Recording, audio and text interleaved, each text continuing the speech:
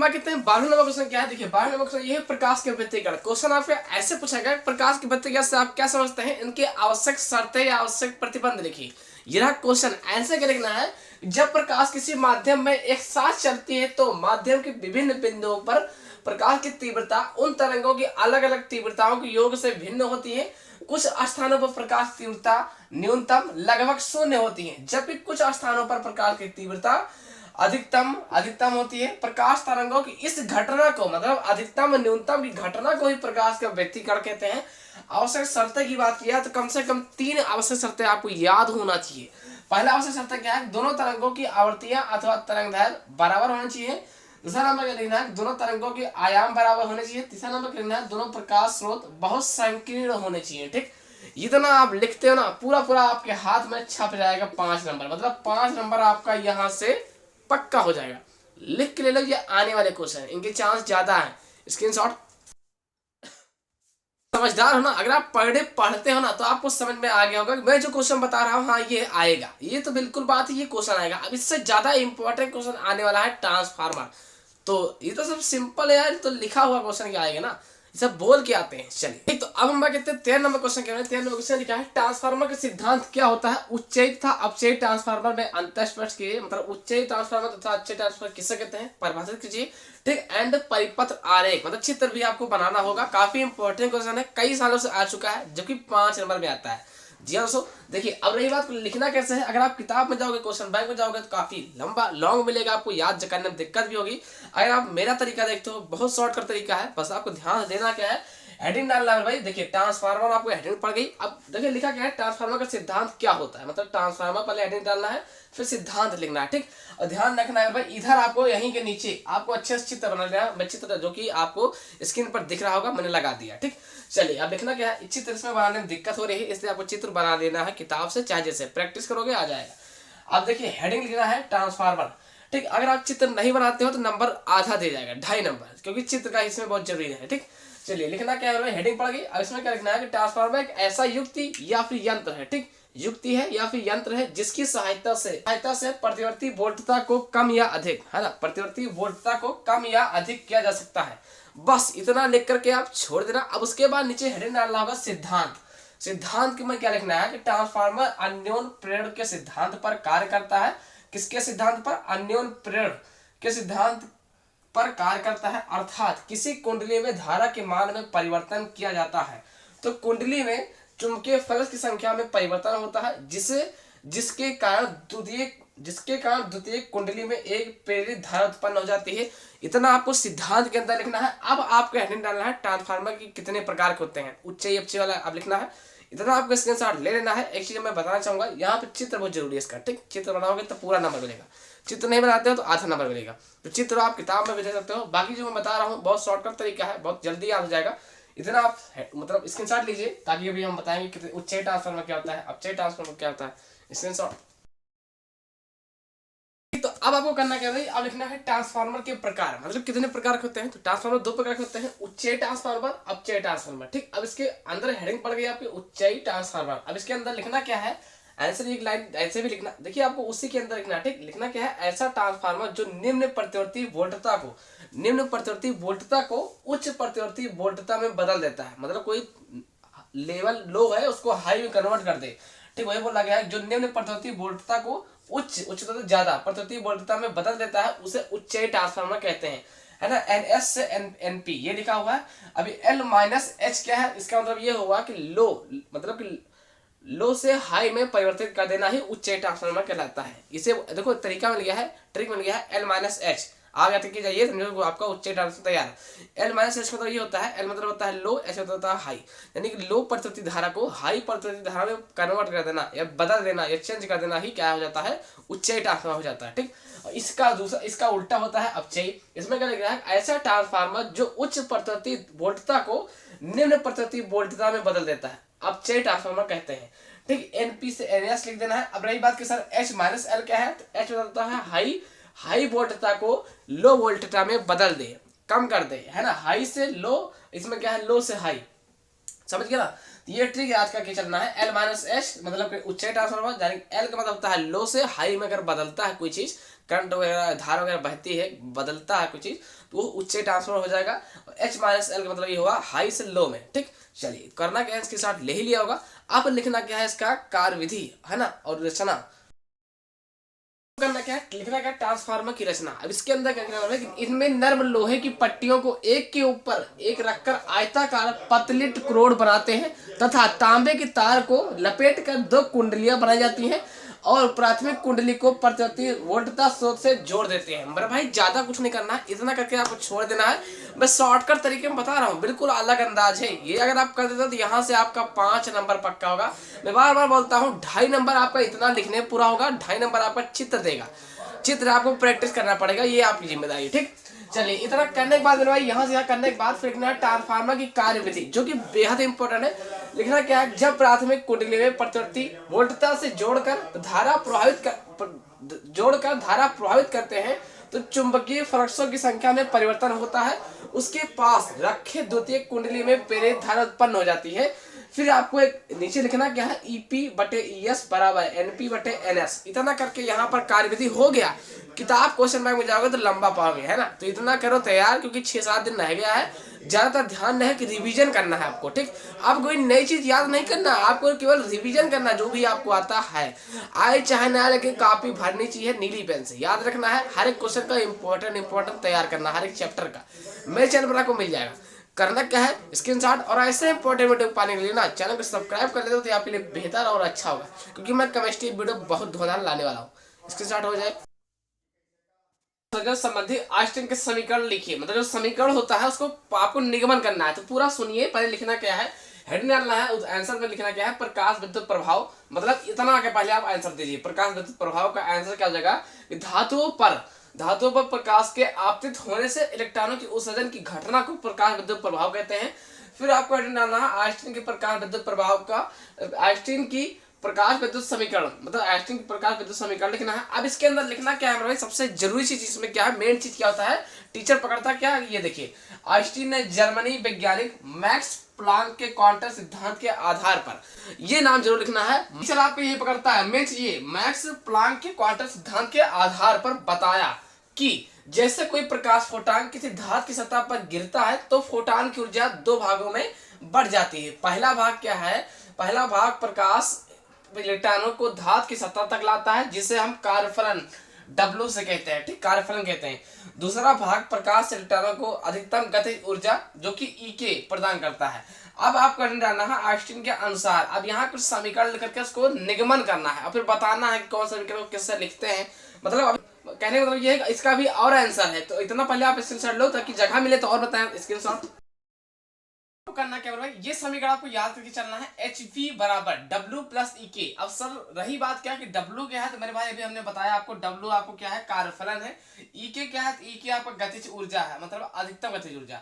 अब इसी समीकरण से हमको आइंस्टाइन का समीकरण निकालना है, सिद्ध करना है, तब आपको 5 नंबर दिया जाएगा, अन्यथा नंबर नहीं दिया जाएगा। अभी पूरा करना पड़ेगा, काफी लंबा क्वेश्चन है, देखते रहो। चलिए बता करना क्या रहे, देखिए अब आपको लिखना क्या है, देखिए तो ये चीज है, इसको हम बराबर के इधर लाते हैं, है ना। हमें इसलिए कर रहे हैं इसको क्योंकि हमें आंसर को दिखाना अच्छे से ना।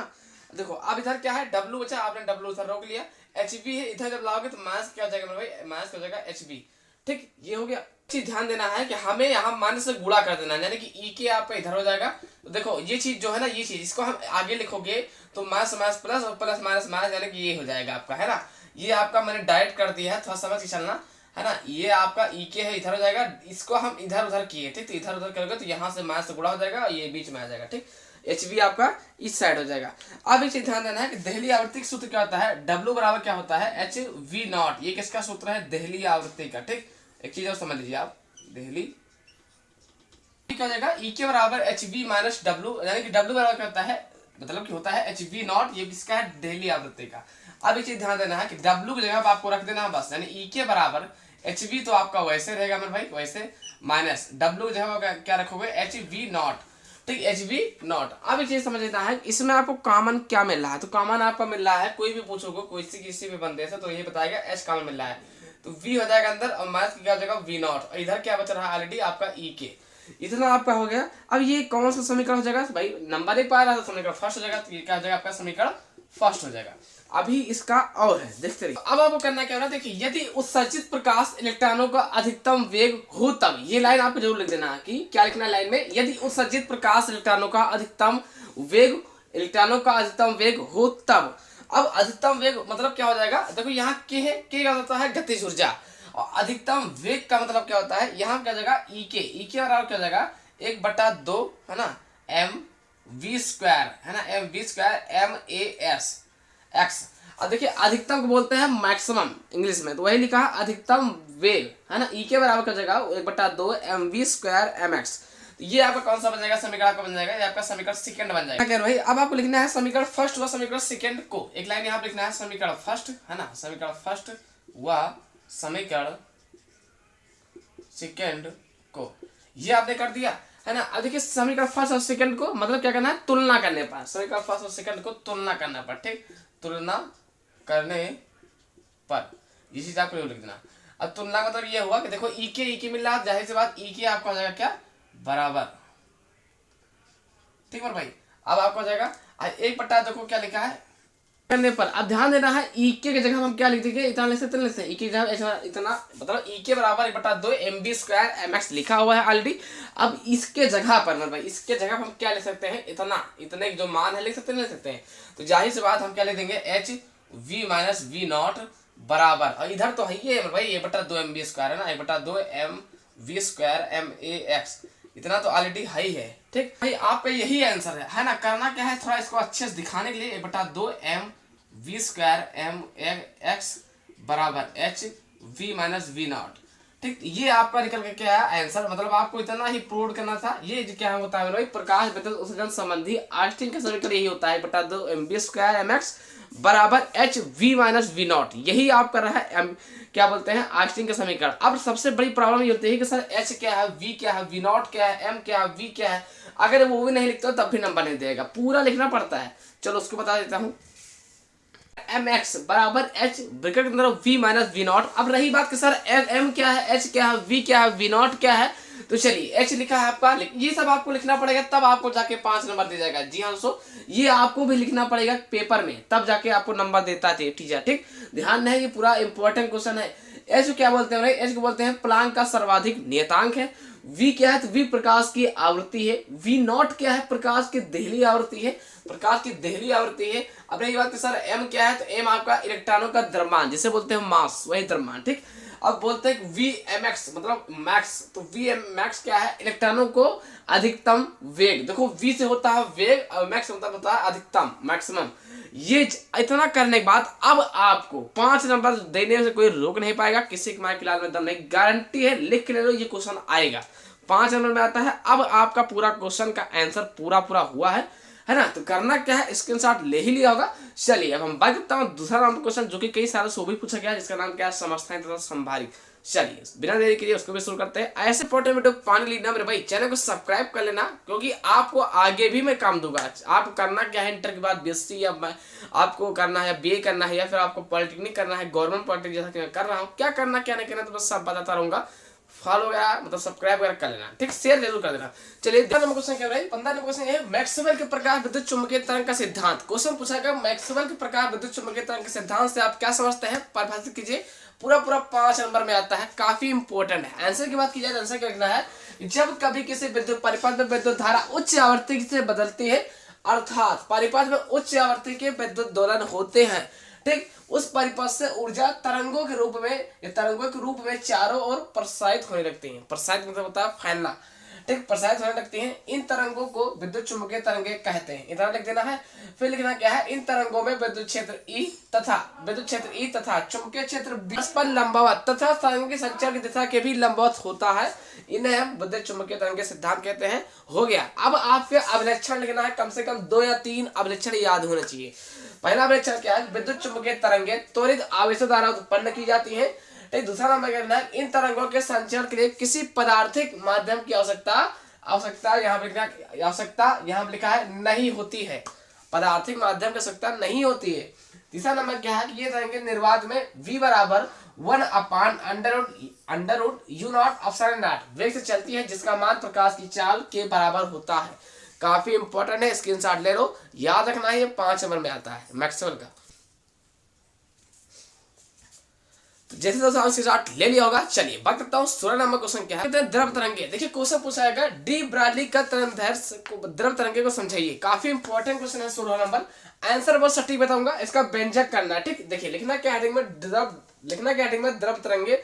आंसर लिखना है उन्होंने यह बताया कि जब कोई, उन्होंने यह बताया मतलब कि द्रव तरंगे, उन्होंने यह बताया कि जब कोई द्रव कण चलता है तो वह भी तरंग की भांति व्यवहार करता है। जब कोई द्रव वाला कण, कोई भी कण चलता है ना, तो वह भी चलता है ना, तो वह भी तरंग की भांति व्यवहार करता है। इस सिद्धांत का सत्यापन डेविसन तथा जर्मन ने अपने प्रयोगों द्वारा ज्ञात किया कि इलेक्ट्रॉन के किरण पुंज का विवर्तन देखा जा सकता है, जो एक तरंग की भांति व्यवहार करता है। इसे हम द्रव तरंगे कहते हैं। बहुत सटीक तरीके से मैंने केवल मेन चीज लाइन लिखा, मेन लाइन। अगर आप क्वेश्चन बैंक किताब में जाते हो ना, याद करते जाते नहीं याद कर पाओगे, 6-7 दिन बचा है। अगर आपको पहले से याद रहा, इससे कठिन वाला आता है, आपको याद है तो कोई बात नहीं, मेरा बताया गया तरीका काफी अंदाज अलग है। अब आपको डालना है द्रव तरंगों की तरंग है, अब इसका व्यंजक करना है ना। चलिए अब देखो ई समानुपाती v के, अब देखिए भाई ई है, जब समानुपाती निशान हटाओगे तो क्या लग जाएगा, पहली बात तो बराबर लग जाएगा, और एक प्लांक नियतांक hv हो जाएगा। क्या जुड़ जाएगा, एक आपका hv। ये समीकरण आपका बन गया, फर्स्ट बन गया। अब आपको लिखना क्या है, लिखना है आइंस्टीन के समानुपाती v। देखिए समानुपाती जब निशान हटाओगे तो e बराबर hv लग जाएगा। अब रही बात के साथ h क्या है, h आपका क्या है, प्लांक नियतांक, ठीक है, जो कि क्या लिखा है h, आप जहां आप क्या है प्लांक नियतांक है। अब आप यहाँ डालना आइंस्टीन के अनुसार के समीकरण क्या होता है भाई, e बराबर होता है mc²। ये रहा आइंस्टीन का समीकरण जो होता है, ये सूत्र होता है e बराबर mc² है ना, जहां m क्या है द्रव्यमान की कण है। तो समीकरण आपका कौन सा बन गया, समीकरण आपका सेकंड बन गया। अब आपको लिखना है समीकरण फर्स्ट और समीकरण सेकंड से हेडिंग क्या, आपको एक लाइन लिखना क्या है मेरे भाई, समीकरण फर्स्ट, ध्यान में रखना है, जो बोल रहा हूँ वैसे करिए। समीकरण फर्स्ट हुआ, ठीक, समीकरण है ना सेकंड से, मतलब दोनों को बराबर करना है। देखिए e बराबर, चाहे इसको बराबर में रख दो, यानी कि e बराबर इधर हो जाएगा mc² है ना, इधर क्या जाएगा mc², इधर क्या जाएगा भाई hv0 है ना, hv हो जाएगा है ना भाई। e की जगह हमने क्या कर दिया, mc² कर दिया, इधर e की जगह क्या हो जाएगा hv हो जाएगा। ये आपका दोनों तुलना करने पर या बराबर करने पर। अब आपको हेडिंग लिखना है भाई, क्या लिखना है, क्या समीकरण फर्स्ट और समीकरण सेकंड को है ना। अब देखिए e बराबर क्या हो जाएगा भाई, e बराबर लिखा है आपका है ना hv लिखा है, ये समीकरण फर्स्ट हो जाएगा है ना। नीचे वाला क्या समीकरण लिखा है,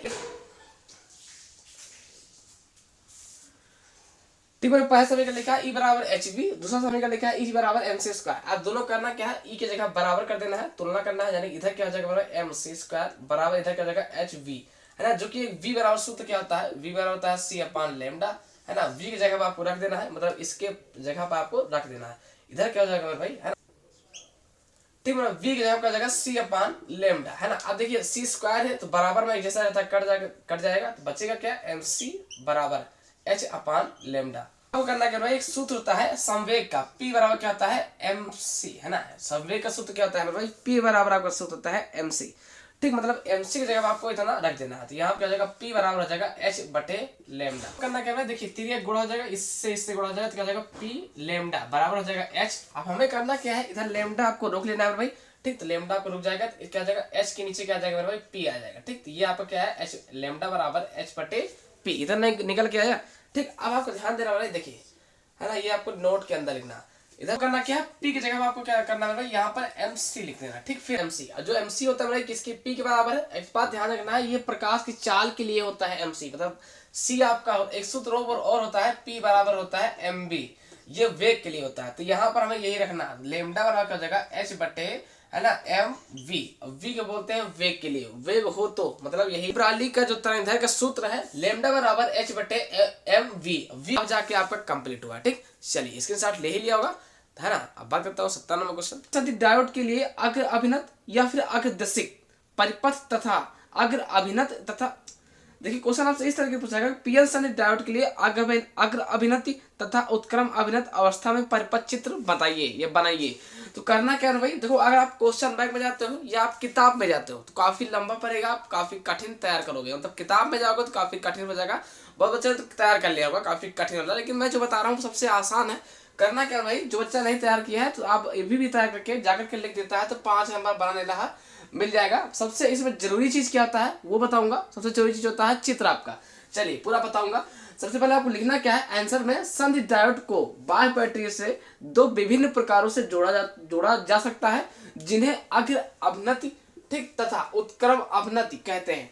फिर आपको एक हेडिंग डालना है कि पीएन संधि डायोड के अभिनति के प्रकार। अब नंबर 1 क्या लिखना है, अग्र अवनति, फिर आपको डिवाइड बाय मानना है अग्र दिशिक, है ना। अब इसके अंदर क्या करना है, ऐसा अवनति जिनमें पीएन संधि डायोड के पी क्षेत्र को बाह्य बैटरी के धन सिरे से तथा एन क्षेत्र को ऋण सिरे से जोड़ा जाता है तो संधि अग्र अवनत कहलाता है। अब आइए चित्र में समझा देता हूँ। इधर क्या है, पी क्षेत्र है, इधर क्या है, एन क्षेत्र है। तो वही लिखा है भाई, क्या लिखा है, ऐसा अवनत जिनमें पी एन संधि डायोड के पी क्षेत्र से, यहाँ से पढ़िए पी क्षेत्र को बाह्य बैटरी से, जो पी क्षेत्र के है बाह्य बैटरी से एन क्षेत्र की धन के सिरे में जोड़ा जाता है ना। वही तो लिखा है, पी क्षेत्र के बाह्य बैटरी के धन सिरे से तथा एन क्षेत्र के ऋण सिरे से जोड़ा जाता है तो संधि अग्र अवनत कहलाता है। जो कि आपको चित्र ज्यादा जरूरी है। पी क्षेत्र है, ये एन क्षेत्र है, ये बीचे बीच वाला संधि है, ये जो आप पीछे वाला जो गोल गोल है ये आपका इलेक्ट्रॉन है ना। ये आप जैसे भी चित्र बना है पहला, ये पहला चित्र किसका है, ये अग्र अवनत का है, ठीक।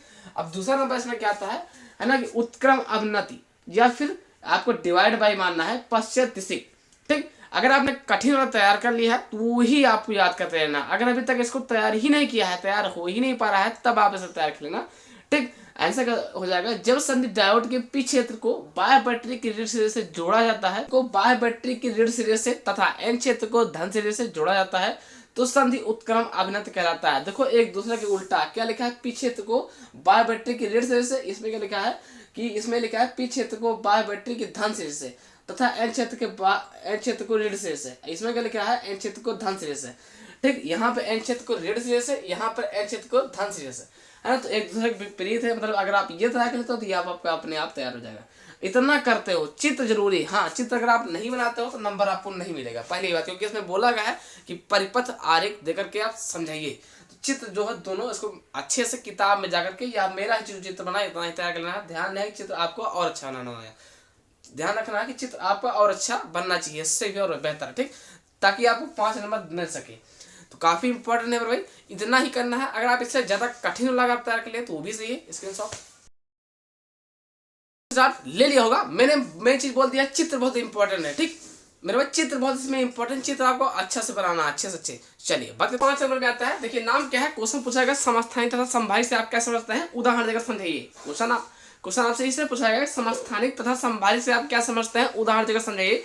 तो लिखना क्या, हेडिंग डालना है समस्थानिक। अब इसके अंदर लिखना क्या है, किसी एक ही तत्व के ऐसे परमाणु जिनके नाभिकों में प्रोटॉन संख्या समान होती है परंतु न्यूट्रॉन संख्या भिन्न भिन्न होती है, उस तत्व के समस्थानिक या समप्रोटॉनिक कहते हैं। ध्यान रखना है, इसका दूसरा नाम भी क्या है, समप्रोटॉनिक कहलाता है, कहते हैं, ठीक। कोई भी ना ऐसे क्वेश्चन पूछ जाएगा कि समप्रोटॉनिक और संभावित से क्या समझते हैं, तो बात है कि चाहे समप्रोटॉनिक बोलो चाहे समस्थानिक बोलो। की बात किया तो कम से कम 2 उदाहरण लिखना है। एक उदाहरण आपको नंबर 1 क्या, hydrogen 1H1 1H2 1H3, oxygen 8O16 8O17 8O18, ऐसे याद करने का तरीका है कि एक एक बढ़ा दो, 16 के बाद 17 के बाद 18 8 8 8।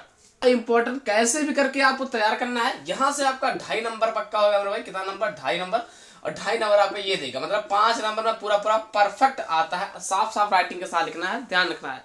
संभारिक के अंदर क्या लिखना है, हेडिंग डालना है संभारिक, ऐसे नाभिकों को जिनमें न्यूक्लियानों की कुल संख्या समान होती है परंतु प्रोटॉन और न्यूट्रॉन संख्या भिन्न भिन्न होती है, उसे हम संभारिक कहते हैं।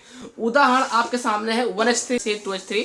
तो करना क्या है, इसके कीजिए, ये दोनों मिला के 5 नंबर में आते हैं। दोनों मिला करके अवतल लेंस के प्रथम फोकस, अवतल लेंस के द्वितीय फोकस, ठीक, दोनों मिला के 5 नंबर देता है आंसर। क्वेश्चन पूछा जाएगा। लिखना क्या है कि लेंस की मुख्य अक्ष पर स्थित वह निश्चित बिंदु जिससे उसकी और केंद्रित होती हुई प्रकाश किरणें लेंस से अपवर्तन के पश्चात मुख्य अक्ष के समांतर हो जाती है, इसे हम अवतल लेंस के प्रथम फोकस कहते हैं, ठीक। इतना आप करना है, किसी भी तरीके से आप रट लो, नहीं याद तो याद करने की कोशिश करो, ठीक। 20 नंबर क्वेश्चन क्या है, और हाँ मेरे से भी आसान कोई पता भी नहीं पाएगा, इससे आसान कहीं मिलेगा भी नहीं आपको, ठीक। अवतल लेंस की द्वितीय फोकस, देखिए ये प्रथम फोकस, ये द्वितीय फोकस है ना। तो लिखा क्या है कि लेंस की मुख्य अक्ष पर स्थित वह निश्चित बिंदु जिससे प्रकाश किरणें लेंस से अपवर्तन के पश्चात आती हुई प्रतीत होती है, उस लेंस के द्वितीय फोकस कहलाता है। इसे हम F2 से परिचय करते हैं। F2 मतलब है फोकस, वही लेंस 2, है ना। इधर इससे हम F1 से प्रदर्शित करते हैं। ध्यान रखना है कि लेंस की मुख्य अक्ष पर स्थित वह निश्चित बिंदु जिससे प्रकाश किरणें लेंस से अपवर्तन के पश्चात आती हुई प्रतीत होती है उसे लेंस के द्वितीय फोकस कहते हैं। इंपॉर्टेंट परिभाषा है, दोनों मिला के 5 चैप्टर में आते हैं। तो जैसे दोस्तों आज की वीडियो काफी इंपॉर्टेंट थी। करना क्या है, स्क्रीनशॉट ले लिया होगा। आशा करते हैं वीडियो देख कर समझ गए हैं तो प्लीज लाइक कर देना, लाइक करके चैनल को सब्सक्राइब कर देना। फिर मिलते हैं किसी नेक्स्ट वीडियो, तब तक के लिए जय हिंद, वंदे मातरम।